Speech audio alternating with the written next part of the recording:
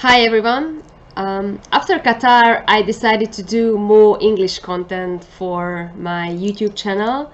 So here is the first episode that you can see now. I don't know how is it with you guys, but actually in this situation with not having races, etc., etc., I just have more and more questions day by day in my mind. How will all these things affect, or how is it already affecting the riders or other protagonists of the MotoGP championship? So therefore, I decided to ask people who can really know the answers and start hopefully a series of interviews, or maybe I would say chats. Not because they won't be serious, but I try to do them as personal as possible. So please welcome my first guest, a rider manager, Simone Battistella.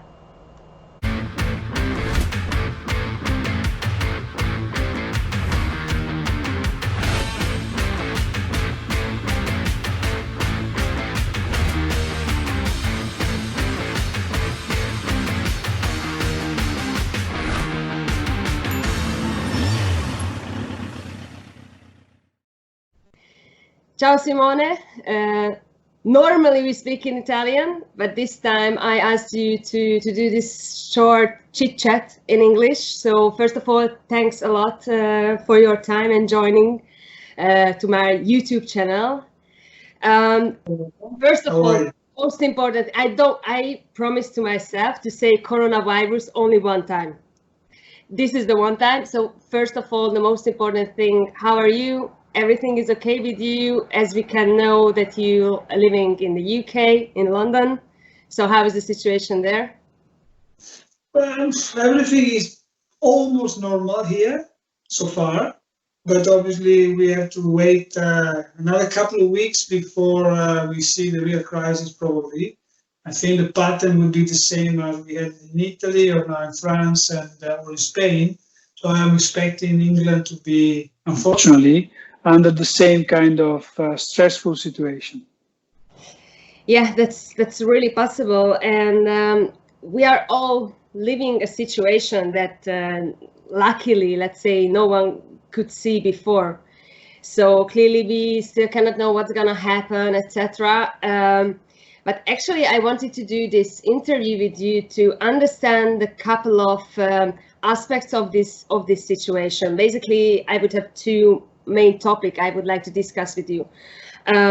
First of all, how is this period for a rider manager? Because first I forgot to mention, but so you are working and you are the personal and rider manager of Andrea Dovizioso, Álvaro Bautista, and also Baldassari from this year, and Zaccone from MotoE. So you have 4 riders from different categories. So for a rider manager, how is it now?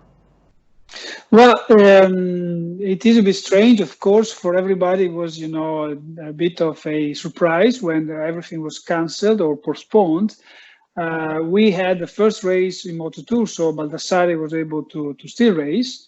But at the moment, what we are doing is we are reorganizing the logistic, because we had, at least for the first part of the season, everything was booked and we have to redo everything.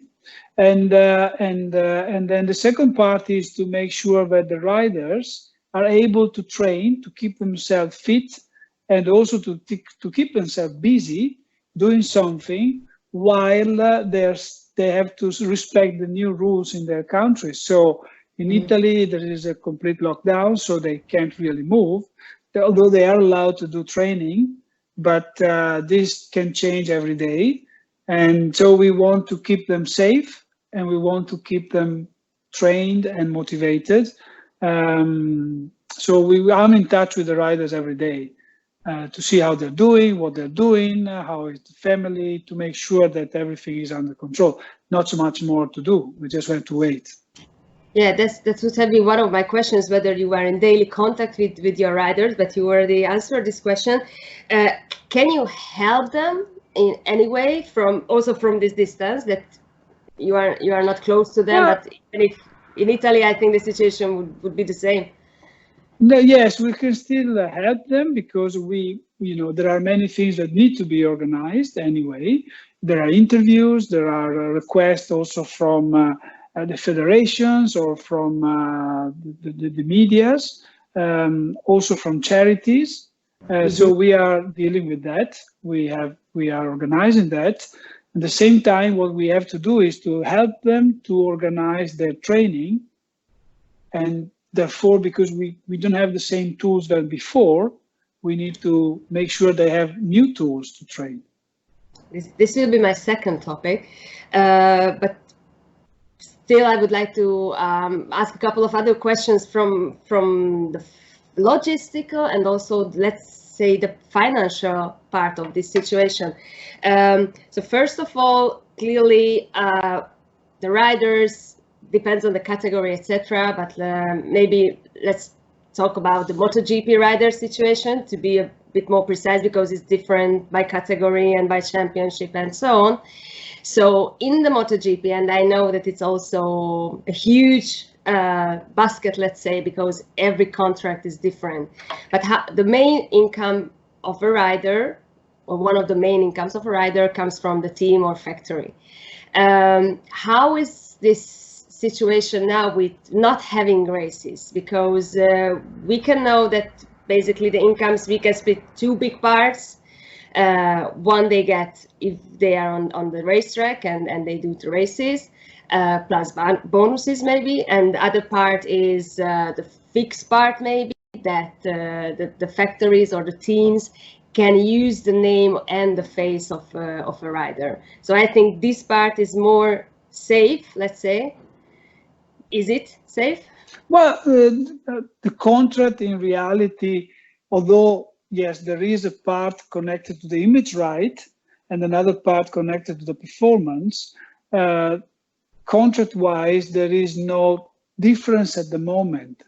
As far as there is a championship, there is no difference. If there is no championship, even in this case, it shouldn't be a problem in terms of riders. But it will be a problem in terms of organizers, in terms of sponsors, in terms of course, when there is no racing, that in that case there will be a lot of problem. But I think that it's not big problem for the riders. The big problem is more for the organizers and for the teams, because there will be a huge loss in terms of sponsors, TV rights, and all the rest. So if there is no championship, then we will have a big problem, everybody. But so you're saying that because in normal circumstances, if a rider is injured, let's say, also I think depends on the contract, but for two races at least the rider is safe, so still get the same amount of money. If the third race arises, then maybe it can be a different situation. But let's say, and I know it's not an injury, it's like an unfortunate situation, but even if we have a championship, but only, let's say, 13 races, which is, as it is now, the minimum to have a world championship, so the riders can get the same amount of money, you're saying? Yes, there is no difference in this sense, because the contract is for the championship. Okay. And then the federation and the organizers decide the amount of races. So we had 19 races last year, 20 races in calendar this year. They didn't change the contracts, So if there is, if they cut some races, if there is less races than originally, then there is no difference. There was no difference when we had to cancel Silverstone a couple of years ago because of you remember, asphalt situation. So it shouldn't. That is not an issue actually. And what about with personal sponsors? Did you already talk to them? Do you have to, or everything is on standby, or how is it?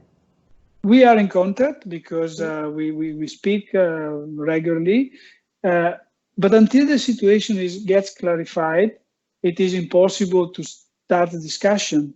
At the moment, the will of the federation and Dorna is to have the championship, and at the moment the calendar is still 19 races. fair enough. We have to wait and see what happens. Of course, there will be a discussion if there is an important cut on the amount of races. And also, I don't know, let's say, or Dorna or the federations are in contact with the riders as well. I mean, negotiating the thing. No, we are in contact with the teams. Mm-hmm. So we talk to the teams, and the teams, if they have an update, they give us an update.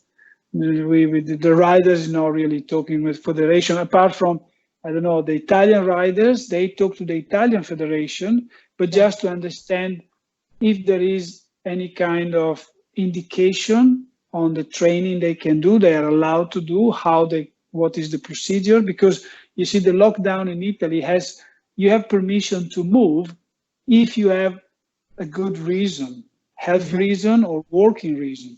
Now, again, the riders are in touch with the federation to understand what they can do and where they can go to keep themselves fit.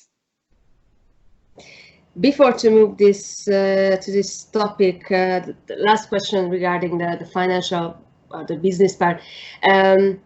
Also, the situation can be completely different by rider and rider. I mean, you can have a contract when you get your salary, and then after or about this, the team pays all your expenses, so travel costs, etc. But also there is an option B, maybe also in MotoGP with some riders, but in the lower categories, I think it's more often that the riders themselves have to cover these costs. So in this case, I think that the situation is much more delicate for a rider as well. Well, there are riders and series where sometimes the teams give the rider an amount of money for the season, a budget travel. So the rider is independent in terms of how they want to travel and when. In other situations, like in Moto3, sometimes the rider have to pay his own traveling. It is a big problem at the moment. But people traveling from Italy, I think all the companies, the flight companies, they cancel the flights and therefore they reimburse the riders. So that is not a big issue. Some riders have insurance for that to cover the travel costs. Other riders don't. But if they don't travel, they spend less money for sure. Sure, but they can earn also less money.